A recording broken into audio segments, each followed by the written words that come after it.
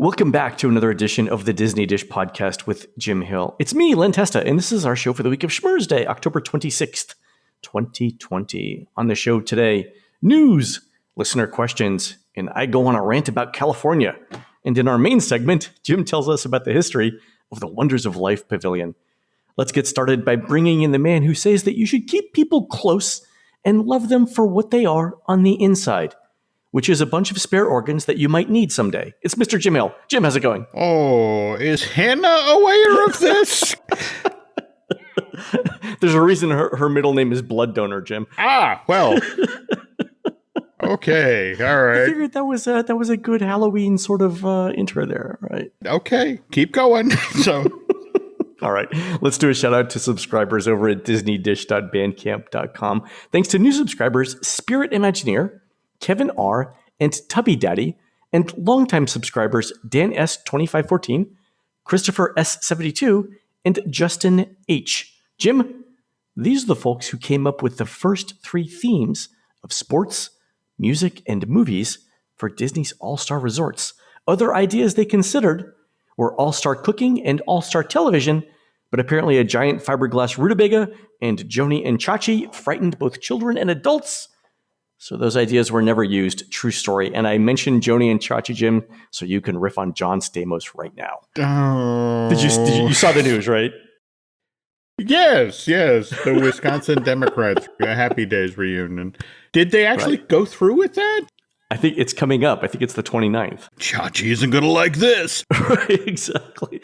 The thing that I thought was funniest about it was, imagine you're a former TV star, right? And you're a male former TV star. And you want to hold out on a reunion for better terms, right? Let's say that, everybody in the cast of whatever your popular show was, wants to get back together. But you're holding out, hoping that the fact that you're not going to be included is a little bit of leverage. And then out of nowhere, John Stamos says, I've got some time on my calendar. Like, how do you compete with John Stamos? Everybody else has to look at that now and say, I'm in. Yeah, just don't call Stamos. I'm in. Okay. Well, speaking of the Wisconsin Democrats, did you get to see the Princess Bride reunion that they did about 5 weeks ago?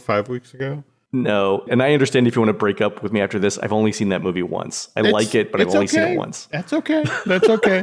If you love The Princess Bride the way Nancy and I do, they did a wonderful job. In fact, Mandy Patinkin was almost a master class in how to use Zoom to give a great performance. He was as good for the Zoom thing as he was in the original film. And also a special shout out to our pal Josh Gad, who stepped in for Andre the Giant and did this wonderful homage to that performance. It was great fun. And that's also available for viewing through the Wisconsin Democrats. And now we got this Happy Days thing coming. So, I forgot Josh Gad too. Yeah. I mean, between Stamos and Gad, it's, yeah. You're basically, as soon as the phone rings, you're picking it up and saying, I'm in, don't call anyone else. There you go. Wow. Oh, good to know. Yep. All right, Jim, let's do the news. Folks, the Disney Dish News is brought to you by Storybook Destinations, trusted travel partner of the Disney Dish podcast. For a worry-free travel experience every time, book online at storybookdestinations.com. Jim, first big bit of news out of Walt Disney World is that All-Star Movies is set to reopen February 9th, 2021. And Disney announced this along with a hotel discount that goes into the spring. Did you see this? Yeah. They're assuming things are going to get better. Well, they're assuming that too. But the obvious question that I have here is, so Movies has just under 2,000 rooms. Coronado Springs just reopened. That's 2,400 rooms. Art of Animation opens this coming Sunday. That's another 2,000 rooms. So, give or take 6,300 rooms total. Here's my question to you, Jim. Where are we going to put 6,300 more families in the parks? First and foremost, are they all going to go to the parks? Aren't some of them going to go to Disney Springs? Aren't some of them going to be, Art of Animation? They just announced they're closing the Big Blue Pool for big time rehab. So that's the thing people need to remember about Disney is it can absorb a lot more people. But you're right. You're splitting 6,300 more families across 4 theme parks and a shopping district, and hoping some of them hang out by the pool back at the hotel or are going off to do other things in Orlando. Yeah, so 6,000 families, figure 2, 3 people per, Mhm. that's, between 12 and 18,000 people Yep. spread out over 4 parks in Disney Springs. Mhm. It's a couple more thousand people per park, but I'm not entirely sure the smaller parks can handle a couple thousand more people per day. I have to give a shout out here to my friend Matthew, who pointed out that Disney was testing late last week after the parks closed a data feed for virtual queues for Jungle Cruise and Millennium Falcon Smuggler's Run in My Disney Experience, which is interesting. So I'm not entirely sure how it would work. Mhm. Disneyland Paris is doing virtual queues where if the line for a ride extends past the proper end of the line, right? So if it starts spilling out into walkways and whatever, they immediately switch over to virtual queues, and there you could hold one virtual queue reservation at a time. So imagine like old paper fast pass where you could have one at a time. Mhm. It's like that, but virtual now. That would alleviate some of the the longer line. The question that I have is in terms of like group behavior dynamics is this. Mhm. Okay, so now you've got a virtual queue reservation for Jungle Cruise. Wouldn't you just go get in line at Pirates of the Caribbean?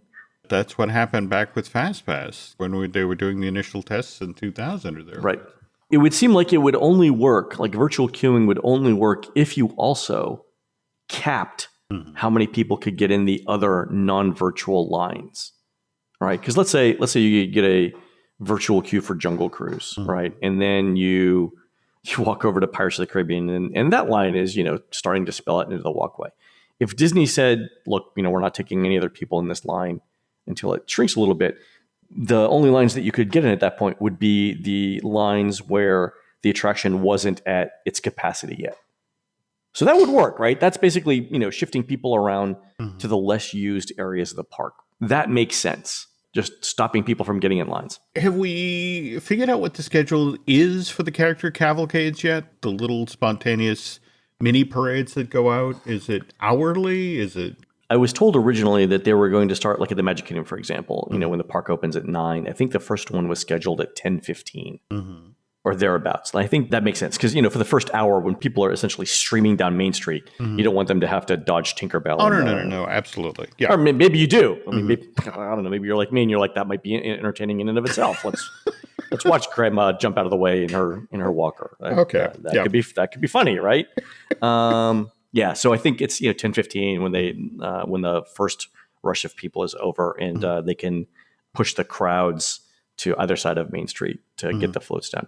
The other parks, I think it's similar, like 75 minutes after the park opens, start seeing them. Yeah. You've stood there. You've watched the ops person hammering on their handheld counter. I have. You got to wonder at this point, have they determined how many people in the park will stop to watch that? And in this new world with this lower attendance, do the same rules apply? The whole notion of you have to get in 10 attractions a day to feel like you're getting your value? I think so, because I think people are looking at that and saying, if I'm going to wear a mask and we're not going to have character greetings and we're not going to have parades and we're not going to have fireworks, then I really need to get in every ride that I could possibly think of in the parks. That seems to be the trade-off that people are accepting. There's so much of this that is the stuff we know, and then the unknown. We have our known unknowns and the unknown unknowns. Right, Donald Rumsfeld. There we go. I just feel like in this situation, so much of this is terra incognito. And just to bring it full circle to these 6,000 new families, that Disney wouldn't be doing this if they didn't feel confident, okay, we can absorb this. Right. And I will say that 6,000 more families by, around February 9th means we're likely to see Remy's Ratatouille Adventure open at Epcot prior to that. And so our friends over at WDW Magic mentioned that ride testing's begun at Remy's. But Jim, there's a debate that I think is still ongoing within Disney as to whether they open the attraction in 2020 and say, please come to our parks, or whether they wait until 2021 and say, this is our big advertising push for the first half of the year. Remember, also what Disney has in its pocket is Cosmic Rewind, which just this week I was hearing that maybe that's 2022. I think so. Yeah. So Tron, we heard Tron might get pushed to 2022. Cosmic Rewind 2022 as well. Yeah. I mean, basically what they're doing here is they're looking at, I think, how can we save money and yet still when the economic recovery is more fully started, how can we provide people a ride or attraction reason to come to the parks? And in this case, it's going to be, one for the Magic Kingdom, one for Epcot. Remember, we've been talking for like 2 and 3 years solid about the equivalent of D-Day level planning for Walt Disney World's 50th anniversary, which has been completely blown out of the water. But yet there are still things trickling in. Did you see the state of Florida is offering the special 50th anniversary license plate? I saw that. Yeah, you have to be a Florida resident. You get a Walt Disney World license plate. That's tempting because my registration's up soon. This was one of the ones Disney couldn't tap the brakes on because they had the state involved, and it's like, look, we've got all these prisoners making license plates. That's exactly. We've been working on this all summer. Sorry, pal, this is coming. But on the other hand, if you look at the shop at Disneyland that got set up, where you backdoor into DCA and can buy all of the Halloween merch that. They have no choice. This is where it's got to come out because you can't get into either of the parks. And give it a week, and you're going to see all the Christmas stuff start to come in there. I'd heard too that there were cast members who had started to put up Halloween stuff in anticipation of possible reopening, and then a couple weeks ago, when that looked like it was going to be delayed, they took down the Halloween stuff and started putting up Christmas stuff. And so let's talk about California issuing its. There we go. Nice segue. Mm-hmm. So California issued this week, Jim, its reopening guidelines for the theme parks.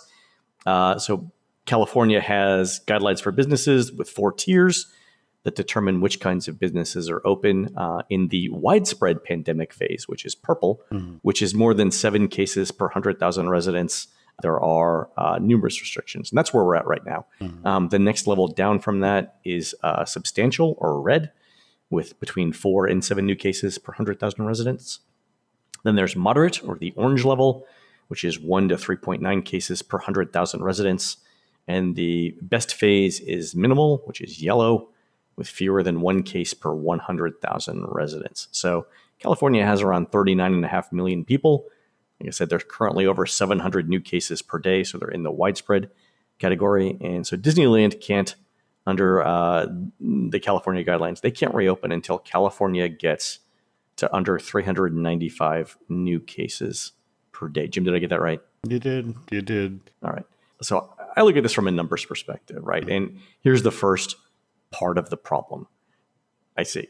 There's no way California is going to get under 395 new cases per day anytime in 2020, and I don't think in 2021.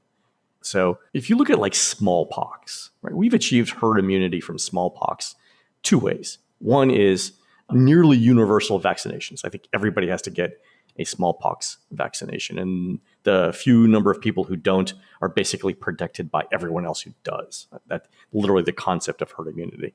And the vaccine itself is something like 95% effective. So highly effective vaccine given to almost everyone gets us immunity from smallpox. But we've had decades to refine the efficacy of that vaccine, and we haven't had that with COVID. So the estimates that I'm seeing for the COVID vaccine, the initial efficacy is going to be hopefully somewhere around 70%. Again, that hasn't been determined yet, but that seems like the consensus estimate that everyone's sort of landing on. So at an efficacy rate of 70%, that's going to require anywhere from 75% to 100% of the population to take it, along with other safety precautions like masks and social distancing.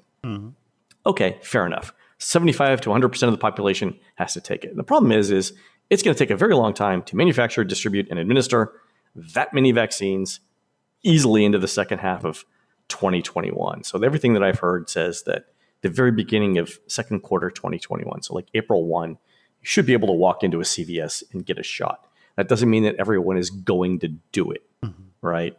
Because we've seen surveys in the news that say something like 30% of Americans simply aren't going to take the vaccine once it becomes available. They're going to wait and see what happens, which I understand that. But setting the reasoning for that aside, right, let's just assume that 30% of Americans aren't going to do it, right? California is never going to get to its under 395 cases if we're at a 70% vaccine efficacy, and 30% of the population is not going to take it. The numbers just don't add up. Supposedly what's factoring into Newsom's thinking here, do you remember the measles outbreak at Disneyland, December 2014? Yeah, and that was because people weren't vaccinating their kids. No, this is it exactly. And it's the notion of the physical setup of Disneyland coupled with California having more than its share of folks who are anti-vaxxers. No, that I completely agree. That's what it is, right? 100%. Yeah. Which is fine, right? I get that. And I'm a progressive, as my friend Phil says, a liberal. In California, I believe California leads this country forward in any number of social and economic good things. I literally believe California uber alles, right? I get that the safety of its citizens is at the top of California's highest priorities. However, California hasn't explained how the workers and the business owners who are affected by this are going to do for money for the next 18 months, right? So California provides up to 70% of worker pay through the end of 2020 in its unemployment. But not many working families can afford a long-term pay cut of 30%. So where's that money coming from? I would be fine, right? If California said, look, we're going to close the parks until 2022 and we're going to pay you like the UK does 80% of your pay, right? The feds might be able to kick in some money there, right? And everyone would be made whole. I can kind of sort of see my way to that. But that's not what's happening, right? And one of the reasons is that California, like most states, has a balanced budget requirement. In California, there's a clause that allows deficit spending in the case of fiscal emergencies, but California hasn't yet declared a fiscal emergency, I think, and that would help. The other thing, besides California, is Disney did not step up here, right? They laid off 28,000 people, and I don't think they needed to, right? So they had the ability to take care of their employees. They had funding, right? Disney has access to billions of dollars, and they didn't take care of the employees, right? You saw, Jim, the news, was it last week or the week before, that Disney was thinking about reallocating some of its $3 billion annual dividend to produce more TV shows for Disney Plus. Yep, saw that. Okay, that's a corporate choice, right? It's a choice to say we're going to fire 28,000 people and we're going to make more TV shows for Disney Plus. By the way, one of the things that inspired this rant is the CNBC article that said Disney was, and I quote, forced to lay off 28,000 people, in the same article that said, hey, they're gonna take some of the $3 billion dividend and produce more shows for Disney Plus. Forced isn't the right word. It was a choice by management to do it, right? So I ran through the numbers because I know some of our listeners like doing the numbers, right? So let's assume that Disney doesn't use part of its $3 billion annual dividend, which, by the way, it has suspended right now. Fair enough. Okay. Yeah. And they don't use cash on hand, and they don't issue new stock, or they don't sell assets, because God forbid, right? And let's assume that they set aside $1 billion for those 28,000 employees. That works out to around $36,700 for a year, right? And I think Disney said something like 3/4 of these people, or 2/3, were part-time cast members. 36.7 sounds like a reasonable estimate to take care of everyone. Okay. So Disney's already tapped $18.2 billion in debt in 3 rounds earlier this year. And that debt comes due in anywhere from 6 to 40 years. And Disney paid interest rates of 3.35 to 4.7% for those. So if you took the middle of that, 4%, and you added $1 billion in debt for 30 years, it would have cost Disney $4.8 million per month, or $57.6 million per year. Okay, $57.6 million a year sounds like a lot of money, until we realized that Bob Iger by himself got $65 million in compensation in 2018.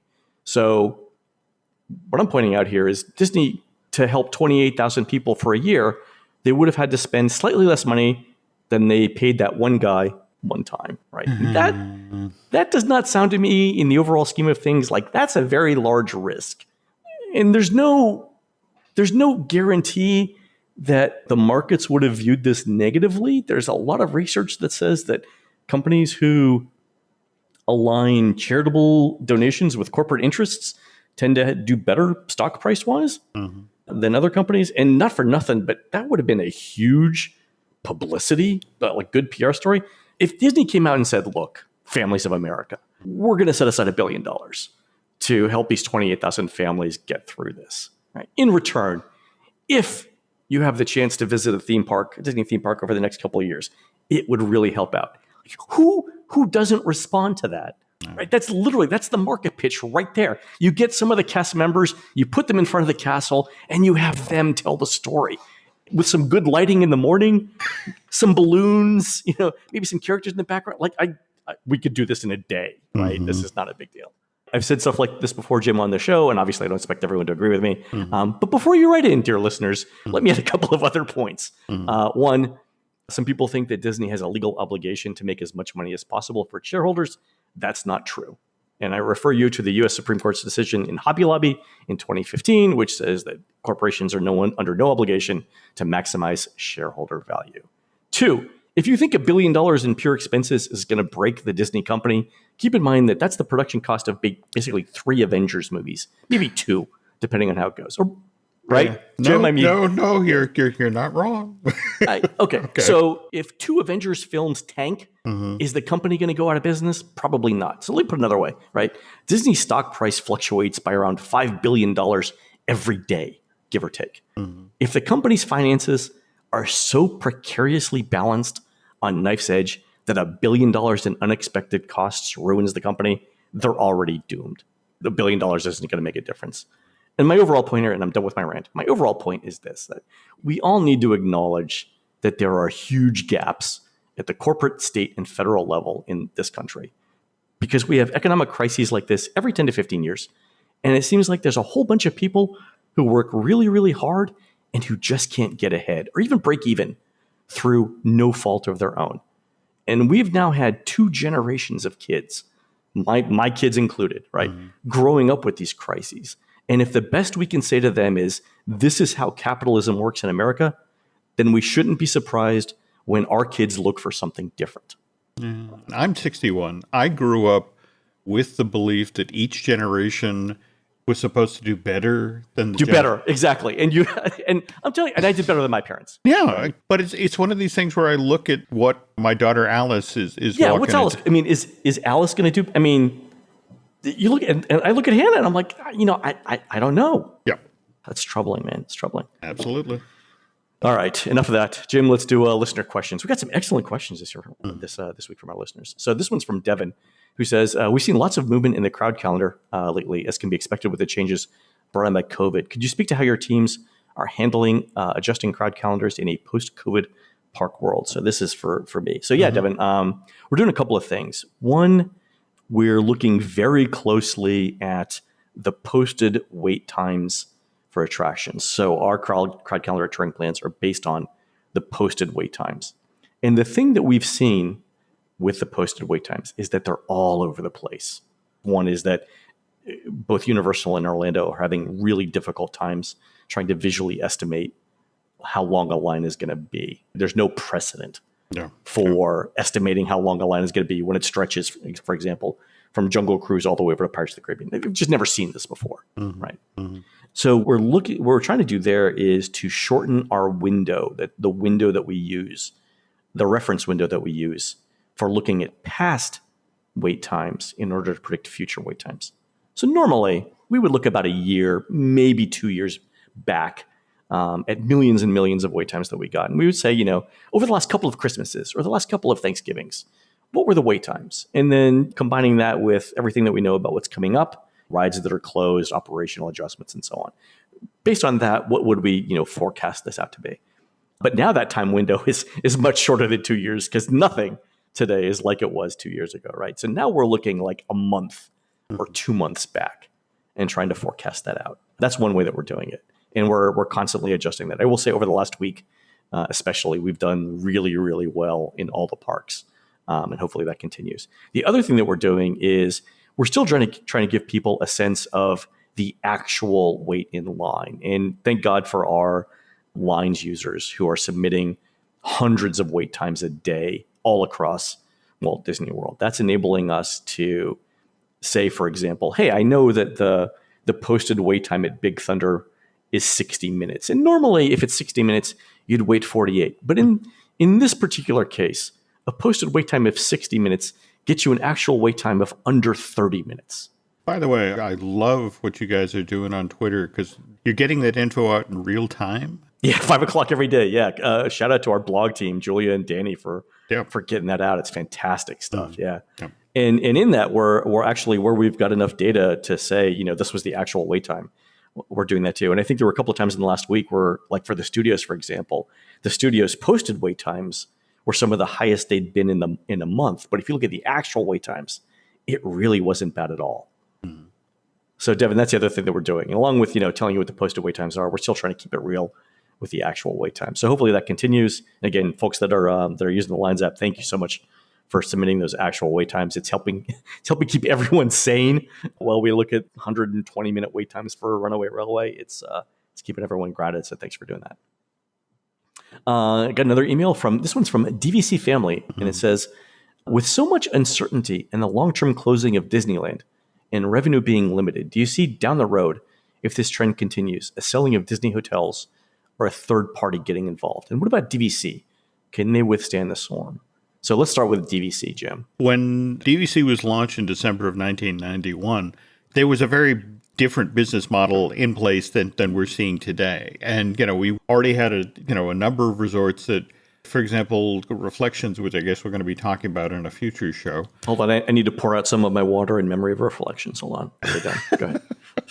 But yeah, if you talk with folks at Disney, they're not talking about, should we sell off hotels? Should we get a third party involved? No. If anything, it's like, this is that moment of opportunity that people said would never happen. This is the Walt Disney Company that since 2006 has increased its size through acquisition. Pixar, right. Marvel, Lucasfilm. Fox, yeah. There is that master licensing agreement for Marvel for Universal, which Comcast, NBC Universal pretty much has been very upfront prior to this, to the effect of hell is going to freeze over before. I believe the phrase was claw from my dead body. Yeah. Yeah, it's just not going to happen. But to now be in this exact situation, to now have giant corporations that are dealing with huge losses, this is the sort of thing that'll bring people to the table to do deals that you never thought possible. I mean, think about it, Len. Yeah. If 6 months ago we were all hearing about Quibi. Oh, the short form streaming service that Jeffrey Katzenberg started with. What did he take? $2 billion in?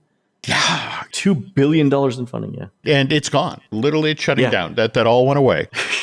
You could have set $2 billion on fire. Again, this is my point, right? There's so much money in corporate America, right?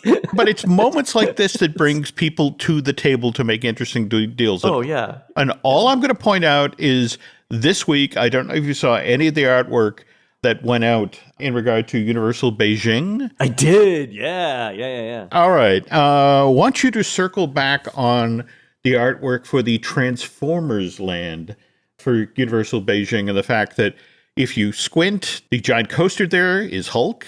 And if the flat spinner ride, if you look at that, the Bumblebee Boogie, that's the storm attraction that's right next door to the Hulk. Yep. I'm just going to put that out there that as we go forward, because face it, we're seeing companies do things like, for example, Universal just moved Jurassic Park Dominion to summer of 2022, which is a recognition. Oh, yeah. I heard you said this on another podcast of yours. Which one was it? I heard the whole story. Might have been Universal Joint. Yeah. But yeah, the whole notion, the fact that they moved that acknowledges that we don't see this world changing anytime soon. I mean, and for example, the acknowledgement just coming out of New York last week about the Broadway season getting pushed all the way. The earliest they're going to start now is May or June of 2021. People need to be aware we may see some deals that we never thought would happen, largely because these giant corporations never thought they'd be in this situation. So the selling grandma's China phase of economic recovery happens. All right, we'll see. And I hate to say that came at the price of laying off 28,000 employees, but it's just sort of like Disney is playing for the next couple of decades, not next week. Yeah, they've got, so to answer the question, Disney's got tons of assets. They have access to debt and other funding sources at relatively low interest rates. So I checked their Moody's credit rating, I believe it was A2. So not the absolute highest quality debt, but still, very, very good. They can still get relatively low interest rates. They did not need to, they haven't accessed any of the federal programs around corporate debt either. So I mean, there's tons of opportunity for them. They're going to be fine. I think DVC too, Jim, they're, DVC owners are considered owners. There would be assessments. Oh yeah. Before we get to that. Yeah. So Totally. that's fine. Totally. Yeah. So they're fine. A related question from Hunter. Now that Disney's cut many on-site benefits for resort guests during COVID, what do you think will return in the future? And what do you think we will never see again? Oh, I love this game. All right, Jim. So I'll read them out to you and you give me your thoughts. Extra magic hours for morning and evening. That's a gimme. That's relatively easy to do. You bump out your operating hours. You bring your staff in early. That's a turnkey. That's coming back. And it's a huge benefit for staying on site. Absolutely. I've been updating the unofficial guide for 2021, and I just finished the accommodations chapter. And one of the things that I do in the accommodations chapter is I look at the value proposition for Disney hotels versus offsite hotels. In the past, like over the last couple of years, I've said that if you're looking at staying offsite, first of all, expect to pay at least $80 a night and more like $100 to $120 for a clean, safe, functional room outside of Walt Disney World. That's just the bare minimum. And I've told stories about places that I've tried to stay in at $50 a night that just didn't work out, right? So 80 to 120 a night, right? And if you look at Disney over the last couple of years, we've said that Pop Century, when you can get discounts at $120 a night, Pop Century is the way to go, right? Or the All-Star Resorts, because you get the Magical Express, you get the extra magic hours, you get the additional Fast Pass benefit, you get the ADR benefit, stuff like that. You get the transportation and whatnot. And like, even if it's $10 or $15 more a night, the overall benefits that you get in that package were worth it. So the question that we addressed in this year's guide was, okay, when you don't have those benefits, right? When there is no extra magic hours, when there is no Fast Pass, right? Is it still worth it? So what I did was I went out and I looked at, for example, the Disney Springs resort area hotels. And I looked at the square footage of the hotels and the on-site amenities and the cost. And I sampled it out for different dates in 2021. And I did it for a few other off-site hotels as well. And what I found was this. When you add in things like the resort fees and the parking fees, all the other miscellaneous stuff that these resorts tack on, you're basically paying still the same amount for a Disney hotel versus an offsite hotel. And so the next question is which of them are better designed and more convenient? And again, I think in a lot of cases, the Disney hotels are better. Like a Disney Value Resort, especially Pop Century, which has been refurbished recently, or Movies, which has been refurbished, is reopening. I think it's better than any of the standard Disney Springs resort area hotels, and virtually any hotel you're going to get for $100 a night in Kissimmee. If you talk about for that price point, like at $100, $150 a night. If you get to $200 a night, you're comparing like a Disney moderate versus, for example, like a 2-bedroom, 1,200 square foot villa at Marriott Harbor Lake. Yeah, then we're talking about two different things, right? But I still think that you can make a case for Disney stuff. And that's why I think extra magic hours are coming back, because once they come back, to your point, it becomes a no-brainer to stay. Like I just went on for 2 minutes explaining why I think Disney's still a good value. But if extra magic hours come back, I just say extra magic hours and the conversation's over in 5 seconds.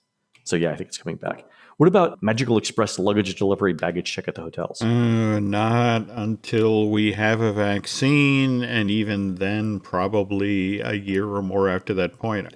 The notion of you don't have any idea of who's handled your luggage. Oh, got it. Okay. I thought this was just like staff cutting, but it's a safety thing. All right, fair enough. So I'll skip the third one and start with 180-day ADRs. Disney has loved the money they get from having to put the paying down well in advance to go to be our guest or Cinderella's Royal Table. Yeah. By the way, let's throw in here dining plans along with ADRs. So, because I think they go hand in hand, right? You can't have dining plans without ADRs. Yeah, but they know from guest surveys this is a huge point of frustration for people who come to Walt Disney World, to the effect of, I want to get in there. And it's like, well, you should have made that reservation a half year ago.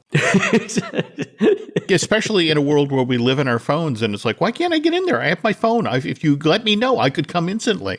So I am hearing that they would like to use this, what's going on right now, as another opportunity to make a run at this and maybe try to reinvent Disney dining to reflect 2020, 2021. When you've had that monkey on your back, and don't get me wrong, there's people at Disney who love that monkey. That monkey comes with its own suitcase full of cash. That's right.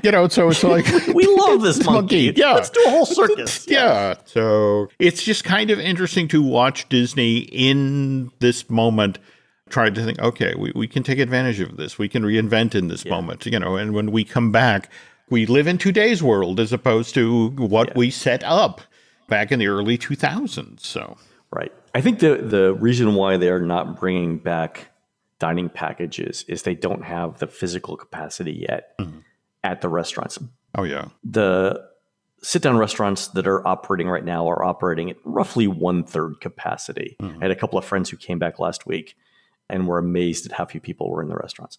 And the counter service places, the quick service places, are operating at about the same level. I think I told the story on the show a couple of weeks ago of I made a mistake and tried to eat at Pecos Bill's at 12:30 a couple of weeks ago, and every single table at Pecos Bill's, and I'm not exaggerating, every table was occupied, and every table at Tortuga Tavern was occupied, and so that's it, right? They've hit capacity. What needs to happen then is this is sort of a chicken and egg thing. Disney needs to see a little bit more attendance so they can open up a couple more restaurants, which would then give you the capacity eventually, if they do that enough times, to start offering some limited ADRs and some limited dining plans. And not to completely circle back on where we started today, but if you think about those 6,000 families that you're, we're gonna see. I think, and I'm calling it right now. We're gonna see ADRs in some sort of line management system before February 9th. Okay. Has to happen. Makes so sense. the next one that Hunter said was FastPass Plus. So his question specifically is, if FastPass Plus returns in some form, is it pay to play? Will it be a pay to play service? So let me just, I'll give you my thing here and you can riff on it. Okay. If they do virtual queues, like we saw the test at Jungle Cruise, my friend Matthew did, and at Millennium Falcon, then I think you're going to see FastPass come back as pay. So you'll get virtual queue. The one virtual queue at a time will be the new version of FastPass, and then pay for FastPass will be the new thing. I think that's step one, step two. My only concern with that is that Disney's had the, I know where you're going. This will be the third line management system that they introduced in 7 years. Yeah. I know. It's like, could we get the people who run the parks not to act like caffeinated squirrels in traffic? Because that would be fabulous, right? The only people that would be happy to see yet another line management system would be the graphic designers who have to redo all of the informational material that Disney hands out to people, because they're like, this is a job for life at this point. Yeah. We're in the money. Let's just see what happens here. All right. One last question from Joe TV. Oh, I gotta subscribe.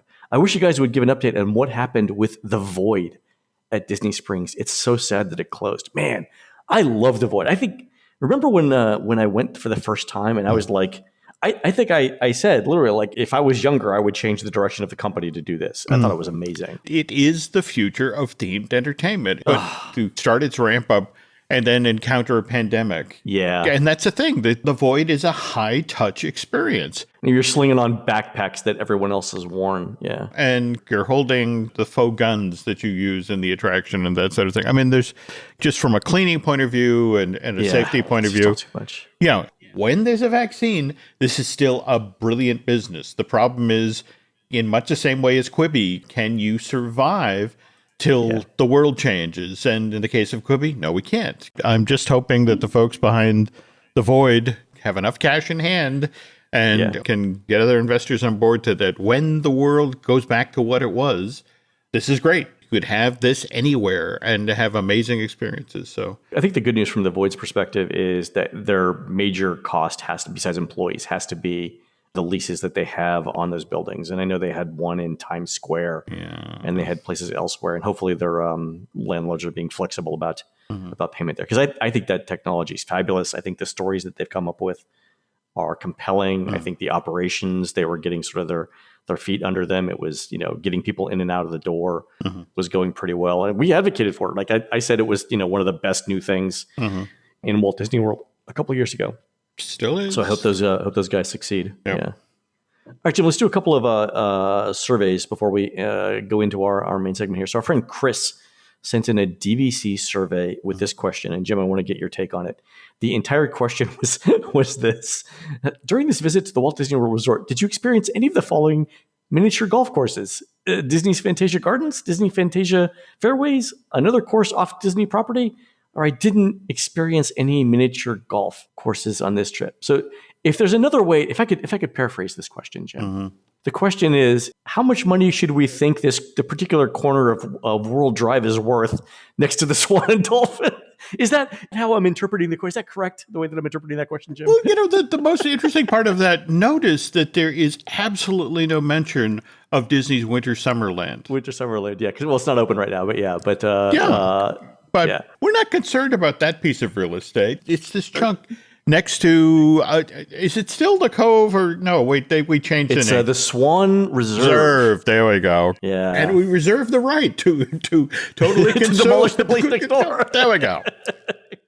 And I still have concerns about whether the architecture is going to blend in and how people are going to get across that street. But that's looking more promising than it was there. Yeah, I think Disney's got to look at that and say, is miniature golf really the best way we can generate revenue there? Because if you think about where that is, right across from Hollywood Studios and a short walk to Epcot, that is, Magic Kingdom real estate is prime real estate, but that's got to be, USDA choice right there. That's great stuff. Remember the whole conceit of this hotel. It's for folks who previously stayed at the Dolphin and the Swan and want something a bit more upscale, a bit more modern, that's still accessible to the convention center. Right. It's the strategy that Disney used with Grand Destino, right? Okay, you could put the executives in the Swan and Dolphin, but you could put them over here too. You put your executive in the up-to-date modern reserve building, and he's now looking out at the soon-to-be 30-year-old miniature golf course that has seen better days. And it's just sort of like, all right, this is the wrong visual message to be sending next to our supposedly hotel for elites. Oh. If you're a Fantasia Gardens fan, next time you're at a resort, go play, because I'm going over this weekend. Might want to make that Friday as opposed to Saturday. Exactly. Bring a camera. Is that what you're saying, Jim? There we go. All right. One last survey. Our friend David sent in this one, and it's related to DVC. Once each of the following reopens, which best describes when you will likely visit or experience one?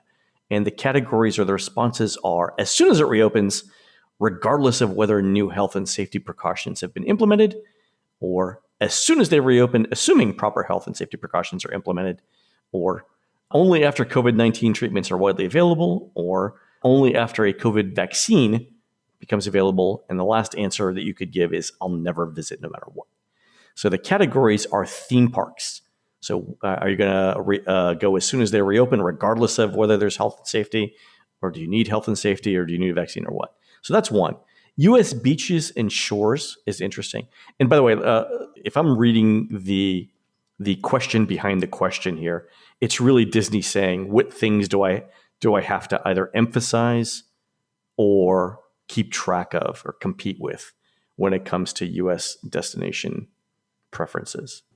Oh, and let me pause here, by the way. I was reading a paper, an academic paper somewhere, and I forget which one, but it was arguing that one of the reasons why Disney put white sand beaches with palm trees around the Magic Kingdom Lagoon, around Seven Seas Lagoon, is because they did surveys of people and they asked them, what mental image do you come up with when we say Florida?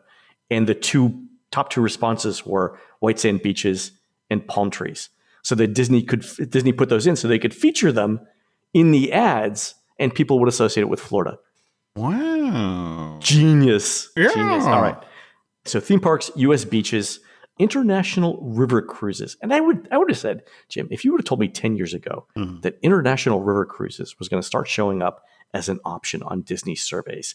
I would have been like, how far down the rabbit hole have they gone? But I think they see this as the next big adjunct to Disney Cruise Line. Like if you told me, maybe not this year, but if you told me in 5 years that Disney will own its own set of river cruise boats, I would be like, yes, that totally makes sense because of what they're doing. That's a market that's primed for, face it, you have all these people who have done Disney Cruise at this point, who like to go through the fleet and, to have this as an offering. I'm literally the person you're talking about. Like Yep.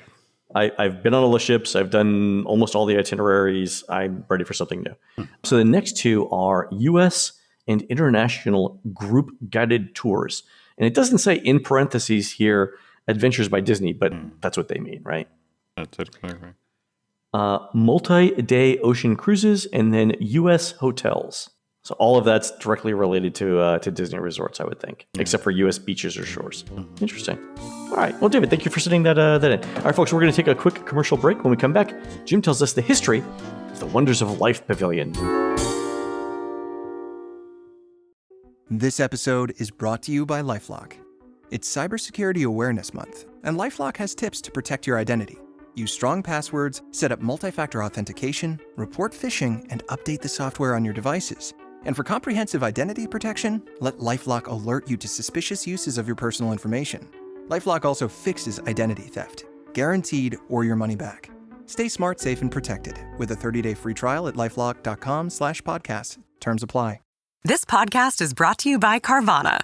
Carvana lets you buy your next car on your terms. Explore a massive inventory online, filter for what matters, and find your perfect match. Then choose delivery to your home or pick it up at one of Carvana's iconic car vending machines. Every car also comes with a 7-day money-back guarantee, so you can make sure it's the right fit. Buy your car on Carvana. Delivery or pickup fees may apply. Limitations and exclusions may apply. See our 7-day return policy at Carvana.com. Carvana.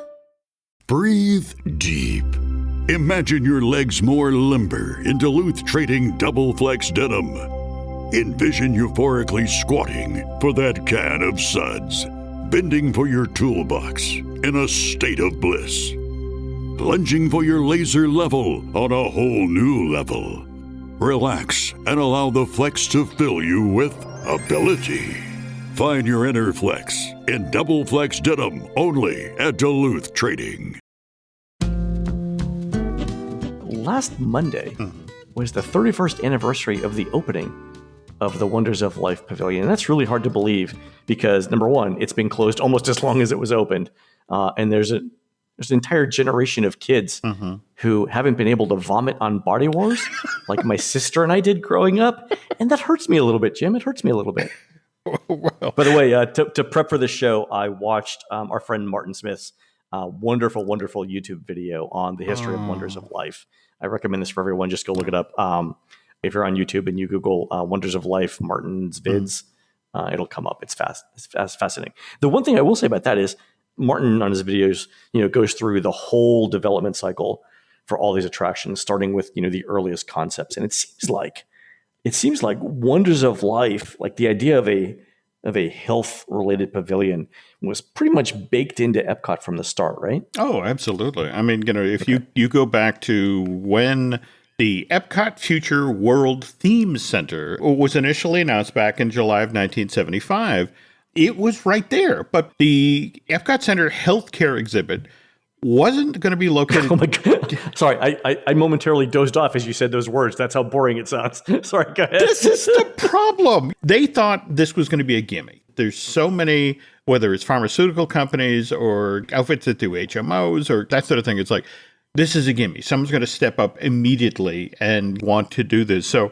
they didn't even initially bundle it in Future World, the Future World Theme Center's Science and Technology Pavilion. It's actually over in the Community Pavilion. I saw that, yeah. Yeah, bundled with economics and education. So again, they doubled down and made it even more boring, Len. I'm trying to figure out what a ride based on double entry bookkeeping would look like. That's That's right. I Come think along. I think our friends over at Podcast The Ride need to look at this. Well, remember, we've seen, when they brought Jiminy in to try to serve as the host of All right. the Energy Pavilion. So got to wonder which character it's like, come along in the wonderful world of economics. And Scrooge McDuck, got to be. Scrooge McDuck, it's got to be. It's all right. Okay. So anyway, so 75, they start walking around and they get this world of no. Everybody's like, oh God, no. So they start tweaking their pitch as they go along. So as 75 gives way to 76, Future World section of Epcot comes a bit more sharply into focus. In fact, in the annual report, it's like they mentioned that guests who go to this will be able to experience and learn about the future of energy, health and medicine, oceanography, space, agriculture, nutrition, communications, transport, and topics. And I want to point out, Len, in this pitch, health and medicine is number 2 behind energy. They now know if we're going to land sponsorship for this, we need to be upfront about this. So they reach out to potential sponsors, or as they called them then, participating companies. By 77, the Imagineers have locked in on a concept. It's now what they're pitching to the companies is the Life and Health Pavilion. And this is how it's described in the annual report. Visitors to the Life and Health Pavilion will experience a new awareness and appreciation of themselves. The Joy of Living, a multimedia show, will explore the beauty, the dignity, and the strength of man from birth to the golden years. The incredible journey within will take guests to explore the inner workings of the fascinating, complex human machine. And then along the great midway of life, they'll participate in a whimsical series of experiences, learning that good health is based, more than anything else, on their own personal responsibility and behavior. Joy of Living is the Martin Short. Making of Me. Yeah, Making of Me. Yeah. Likewise, the Great Midway of Life is Go Think About Health, the Sensory Funhouse, where the anatomical players. The incredible journey within is just Body Wars at a far slower pace. Body Wars without the plot. Okay. Well, I would imagine Martin must have had artwork of the first iteration of this as a giant ride-through. You're in a blood cell, and you're, supposedly moving along the bloodstream. They had this concept locked as early as 1977. That's 5 years before Epcot opens. So why is it that we had to wait till October of 89? That's 7 years after Disney World's second gates opened before we even get a Wonders of Life Pavilion. Oh, yeah. Yeah, that's 12 years. Yep. We can go to Marty Sklar, the then president of Walt Disney Imagineering, who said, in many ways, Epcot's Wonders of Life Pavilion was much more controversial than any of the topics we built Future World's pavilions around. Really? You would think it would have been more controversial than energy or agriculture. Remember, energy is like solar. It's like, but please disregard solar. But Marty goes on to say, largely because theories about healthcare and how you manage your own body have changed a lot over the 14 years that we've been since we first started this project. So he talked about how when we worked on this thing, we put people together from related fields, medical people, academics, potential sponsors. And when put them together, there were real sparks. There was real friction. They just couldn't get on the same page. And part of that is there are, in the way that U.S. healthcare is set up, there are a lot of those discussions are basically zero-sum games, right?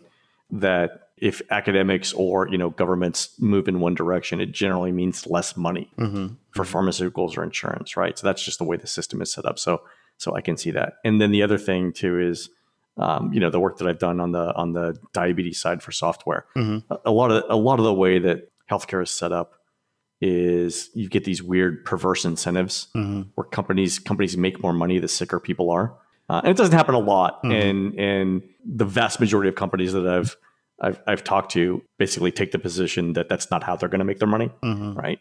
But not every company, I will say, has that enlightened view. So I totally get that. And that's different than like agriculture, right? So like spending money on more fertilizer doesn't result in less money for other groups. I mean, you could argue that, there's runoff and there's other environmental impacts, but the thing that sponsors understand is dollars. Oh, absolutely. Right? Yeah. So when you've got a bunch of groups together and you say, we're going to present this, right? Everyone's looking at how that affects their dollars, and you don't get that in the other pavilions. So Marty decides that he's going to go do Middle East peace instead because that's easier. No, he keeps plugging away. There's getting the sponsor to the table, but then there's also the incredible journey within. So we're trying to do this ride-through experience. And so again, I've got this interview from 89 where when we were developing this attraction that would take guests on a ride through the human body, we immediately came up against what the real limits of technology were at that time. By that, I mean, it's one thing to make a concept painting of a red blood cell full of people passing through an oversized lung. Right. And then you can build the model for the scene and, the proposed attraction. But now you have to figure out actually how to move these giant set pieces. And it's like that section of lung I was just talking about in the real world, in the incredible journey within, that would have been huge, 30 feet high. And it would have had to have moved continuously, 18 hours a day, 365 days a year. A lung. Going, breathing in and out. There. 30 feet high. So it's basically a room that expands and contracts. No, that's it exactly. And and from an engineering point of view, you can't even imagine how difficult, ponderous, and expensive that's going to be to build this for your proposed marquee attraction for Life and Health. Said, we scared off so many would-be sponsors for this Future World Pavilion when we told them how much it was going to cost to build and then maintain the incredible journey within. That's why this pavilion sat on the shelf for so long. It wasn't until we hit upon the idea of using the simulator as a result of the success of Star Tours that this pavilion finally became viable. One of the reasons the Star Tours was a success right out of the box was that people already knew the world of Star Wars. As they entered the attraction. So much in that show building that people could instantly recognize, they felt immediately at ease and could quickly settle into the story that it would set up in the pre-show. Body Wars didn't have that luxury. The Imagineers had this to establish the backstory of the Miniaturization Exploration Technologies Corporation. By the way, Met, if you're doing the initials, and coincidentally MetLife sponsors the pavilion. What a coincidence, Len. Sometimes it works out like that, Jim. There you go. But again, you only have that time that people are in line to establish this world and the pre-show.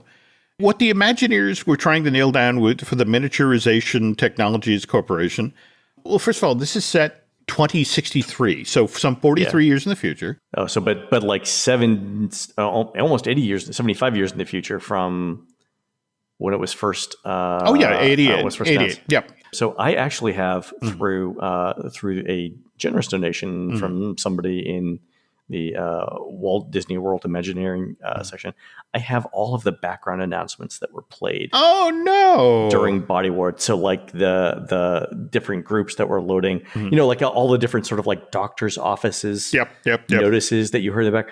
I have all of them, and I got to say, so it's like an hour of background stuff, and I'm not joking here when I say I think all of them, because they all use like numbers, will Dr. Anna please report to Bay 12765. It's basically everybody who worked on the ride doing a shout out to their kids.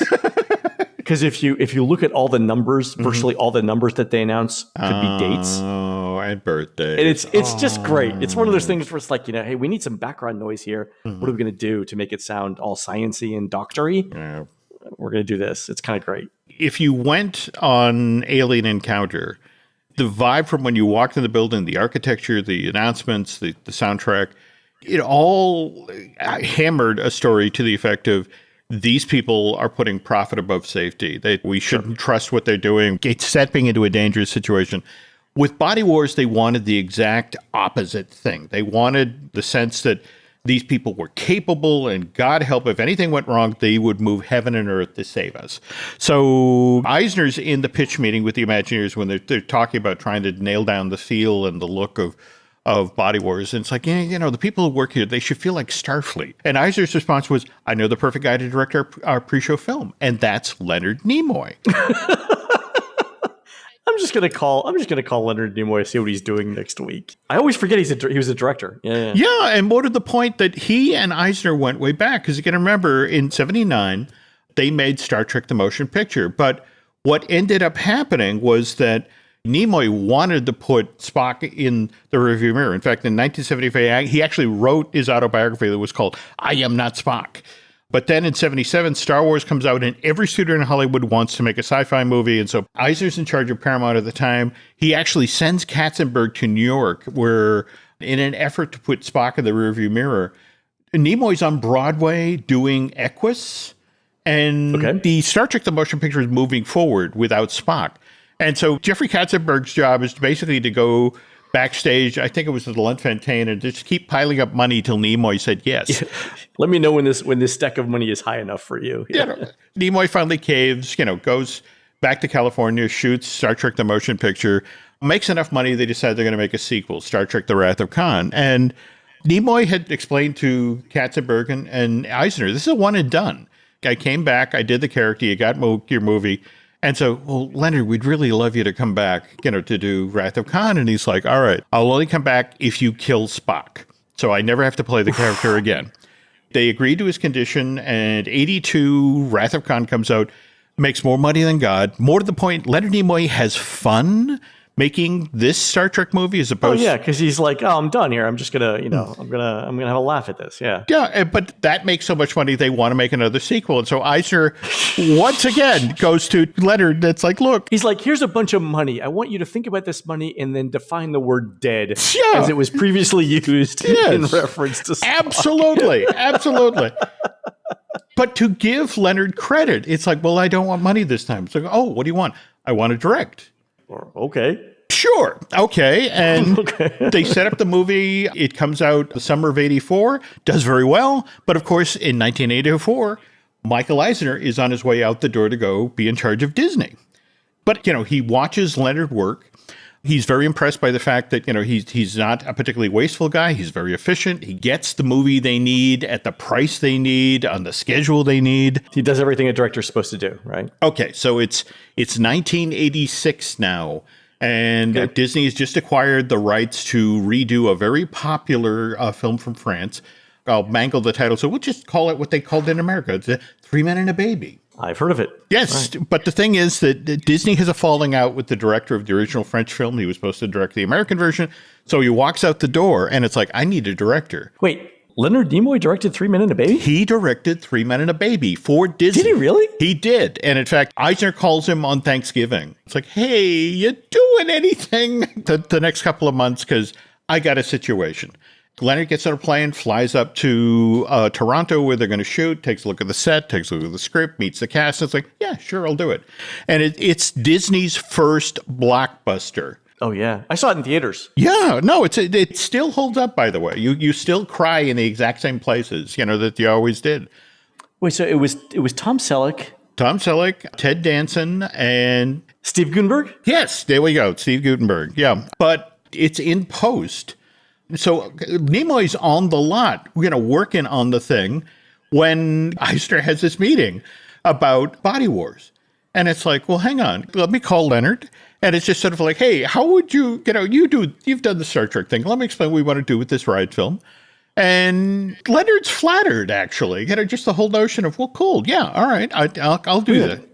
I mean, it sounds like a challenge too, right? I mean, it's one thing to direct a 90-minute movie or whatever, 2-hour movie, right? But when you got to condense everything down into an 8-minute ride. Oh, right? Yeah. Every second counts. He delivered the goods, and more to the point, they kept him on the lot. And that during this entire time, Eisner was trying to get him to commit to direct 3 Men and a Baby 2. Again, unfortunately, Leonard was not up for that. And they never were able to close that deal. But in the end, again, this is why, if you look at the Body Wars films today, there's a reason they have the Starfleet vibe. That's all Leonard Nimoy right there. So I'm going to go back and look at the video in YouTube. I think our listeners too should. Let's go back and look at the video for Body Wars because we're not all going to get motion sick while we're watching it. Let's all see how the movie itself stacks up today. Like, is it still a compelling story? Is it better or worse than we thought it was? Let's do that, and let's ask our listeners to write in and tell us what they think of the movie now. And remember, check out the pre-show stuff in addition to the film, because the pre-show stuff. Too, and more to the point, look out for that cut in the lung. The thing that would have been a giant set. You're going to see a moment in the ride film where there is clearly a cut.